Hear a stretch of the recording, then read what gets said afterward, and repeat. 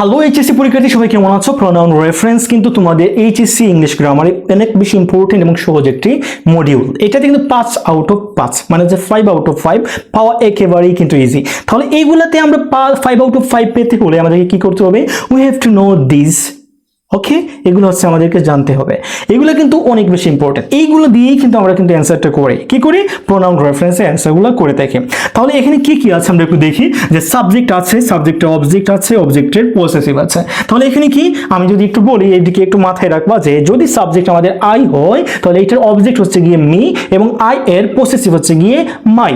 যদি subject you হয় তাহলে এটার অবজেক্ট হচ্ছে গিয়ে আবার ইউ এবং এটার পসেসিভ হচ্ছে গিয়ে আমাদের ইউর। যদি সাবজেক্ট হি হয় তাহলে এটার অবজেক্ট হচ্ছে গিয়ে আমাদের হিম এবং হচ্ছে গিয়ে আমাদের পসেসিভ হচ্ছে গিয়ে হিজ। যদি সাবজেক্ট শি হয় তাহলে এটার অবজেক্ট কিন্তু হচ্ছে আমাদের হার এবং পসেসিভও কিন্তু সেম হার। ওকে, তারপর হচ্ছে গিয়ে আমাদের যদি সাবজেক্টটা ইট হয় তাহলে এটার অবজেক্ট হচ্ছে গিয়ে ইট এবং পসেসিভ হচ্ছে গিয়ে ইটস। যদি সাবজেক্ট আমাদের উই হয় তাহলে এটার অবজেক্ট হচ্ছে গিয়ে আস এবং আমাদের পসেসিভ হচ্ছে গিয়ে উই এর আওয়ার। যদি আমাদের সাবজেক্টটা দে হয় তাহলে এটার অবজেক্ট হচ্ছে গিয়ে আমাদের দ্যাম এবং আমাদের পসেসিভ হচ্ছে গিয়ে দেয়ার।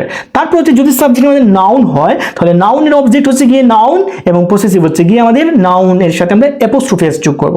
ফর এক্সাম্পল এখানে লেখা আছে রাহিম, রহিম এবং রাহিমস। ঠিক আছে?